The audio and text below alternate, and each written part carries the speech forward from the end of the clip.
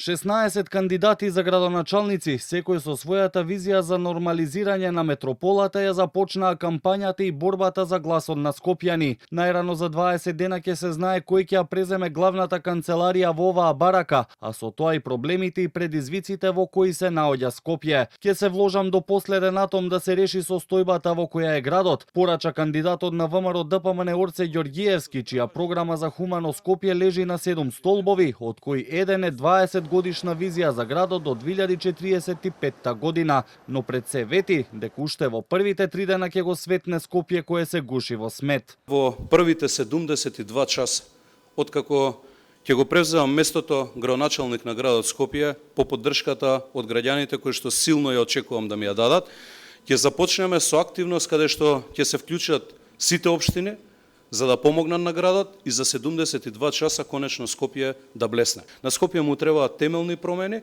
и јас сум спремен да дадам се од себе, да не се штедам, до последен атом да се вложам. Со хаосот од сметот, првиот ден од кампањата го започна и кандидатката на СДСМ Каја Шукова, која вината за состојбите ја гледа во препукувањата на релација Арсовска ВМРО ДПМН. Таа најавува дуплирање на урбаната опрема за смет и нови камиони за собирање на истиот. Сега ветуваат дека за Орце Ѓорѓиевски дека 72 часа ќе го исчисти Скопје. Тоа се нереални ветувања. За разлика од Орце Ѓорѓиевски, јас имам реален план како да се исчисти градот Скопје. Ние зборуваме за ново паметно решение кое што ќе значи нова опрема и ќе значи GPS комуникација со опремата во Скопје, односно да знаеме во реално време дали ни се полни контейнерите и кога треба да се празнат.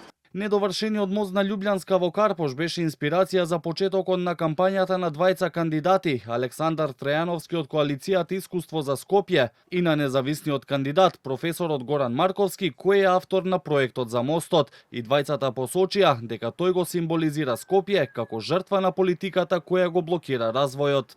Ке мора да почекаме некој политички да се надмине некои суети да бидат задоволени или исполнети, за да нели граѓаните го добијат она за кое што го дале својот глас, или прво да се удоволат партиските интереси, а потоа интересите на граѓаните. За жал, овој мост и мостот Асном, Михајло Апостолски на булеварот Асном, кои случајно се мои проекти, се заглавени во политичките препукувања и еве веќе неколку години стојат неупотребени. Освен Ѓорѓиевски, Шукова, Трајановски и Марковски, во трката за градоначалник на Скопје се Искендер Реџепи од коалицијата предводена од ДУИ, Башким Бекју од Вреди, Амар Мециновиќ од Левица, Зоран Јовановски од Единствена Македонија, Вангел Божиновски од Родина Македонија, за ТМРО Александар Рашковиќ, Владимир Куновски за Работничка партија, Александар Тортевски од Твоја партија. Партиите на ромите ги кандидираат Демир Исмаили и Срџан Амет, а независни кандидати се и Драган Николовски и Сашо Маневски.